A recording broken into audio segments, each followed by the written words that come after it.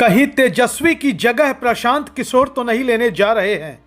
तेजस्वी से ज्यादा एक्टिव तो प्रशांत किशोर दिखाई दे रहे हैं। आरजेडी से ज्यादा सक्रियता तो जनसुराज में दिख रही है। बिहार की राजनीति में टर्निंग आ रहा है। तेजस्वी को चिंता करनी चाहिए और कांग्रेस के ऊपर बिहार की पॉलिटिक्स होगी क्या निर्भर। बिहार विधानसभा चुनाव 2025 के नतीजों के बाद बिहार की राजनीति शिथिल पड़ चुकी है। खास तौर पर विपक्ष के रोल में जिस तरह से तेजस्वी यादव को नजर आना चाहिए था, वैसे वो दिखाई नहीं पड़ रहे हैं।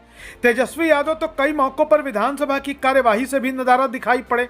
चुनाव में हार जीत होती रहती है, लेकिन इसका मतलब यह नहीं होता कि विपक्ष का नेता ही सदन की कार्यवाही से गायब हो जाए। इसके ठीक उलट शून्य पर सिमटने वाले जनसुराज और उसके सूत्रधार प्रशांत किशोर एक्टिव नजर आ रहे हैं। प्रशांत किशोर को उम्मीदों से बिल्कुल विपरीत नतीजे मिले। उनका कोई उम्मीदवार चुनाव जीत नहीं पाया, लेकिन प्रशांत किशोर समय समय पर बिहार की जनता के बीच दिखाई दे रहे हैं, लोगों के दुख सुख में शामिल हो रहे हैं। जनसुराज की गतिविधियां, खास तौर पर संगठन के नए सिरे से निर्माण का काम तेज गति से चल रहा है। आरजेडी से इतर जनसुराज में सांगठनिक गतिविधियां जारी हैं। नए सिरे से संगठन पुनर्निर्माण का काम चल रहा है। चुनाव में मिली हार के बाद जहां जनसुराज खुद को बदलने में लगा है, तो वहीं आरजेडी जस की तस स्थिति में बनी हुई है। आरजेडी में सिर्फ तेजस्वी यादव को कार्यकारी राष्ट्रीय अध्यक्ष बनाकर अपने कर्तव्यों की तीसरी कर ली गई है, जबकि कायदे से आरजेडी संगठन को ऊपर से लेकर नीचे तक बदलने की जरूरत आज की तारीख में है। मजबूत आरजेडी बिहार के हक में है, लेकिन ऐसा होता हुआ दिखाई नहीं पड़ता। आज आरजेडी प्रदेश से लेकर पंचायत तक उनका संगठन ध्वस्त हो चुका है और यह हाल पूरे बिहार का है। बिहार विधानसभा चुनाव के नतीजों के बाद प्रशांत किशोर की रणनीति के तहत जनसुराज की तमाम जिला इकाइयों को भंग कर दिया गया है। अब नए सिरे से जनसुराज का संगठन विस्तार हो रहा है। नई रणनीति के तहत जनसुराज ने अपने लिए 44 संगठन जिलों का निर्माण किया है। इसे जमीनी स्तर पर मजबूत बनाने और जनता की आवाज बनने के लिए निर्णायक कदम उठाए जा रहे हैं।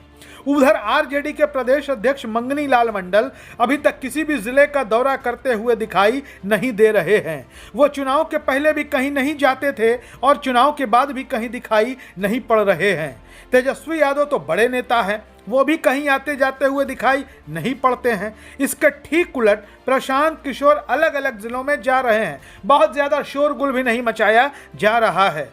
प्रशांत किशोर को मालूम है कि जातियों के खांचे में बटे बिहार की राजनीति को पकड़ना और सुलझाना इतना आसान नहीं है।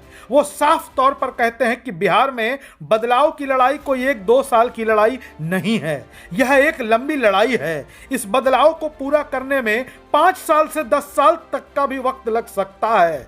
प्रशांत किशोर कहते हैं कि समाज में सोच को बदलने, लोगों को जागरूक करने और राजनीति की दिशा को बदलने में वक्त तो लगता है। इसकी प्रक्रिया लेकिन शुरू हो चुकी है।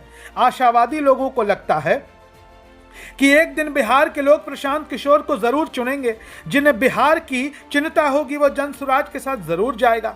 उधर तेजस्वी यादव की स्थिति यह है कि उनके माइक समीकरण में से एम निकल गया है, वाई बच गया है। आश्चर्यजनक रूप से बिहार की राजनीति की अगली दिशा कांग्रेस के हाथों में आ गई है।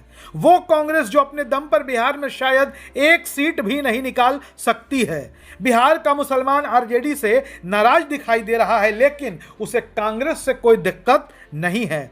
ऐसे में खबरें आई कि बीते दिनों राजधानी दिल्ली में प्रशांत किशोर और कांग्रेस महासचिव प्रियंका गांधी के बीच मीटिंग हुई है। प्रशांत किशोर इस मीटिंग से इनकार भी नहीं कर रहे हैं। अगर सच में जनसुराज और कांग्रेस के बीच कोई खिचड़ी पक रही है, तो तेजस्वी और राजद के लिए यह बुरी खबर है। कांग्रेस जिस दिन राजद से अलग हुई, उस दिन मुस्लिम और धर्मनिरपेक्ष वोटरों का एक अलग खेमा तैयार हो जाएगा और यह बिहार की राजनीति को बदलकर रख देगा। खास तौर पर विपक्ष का स्पेस कोई और ले लेगा।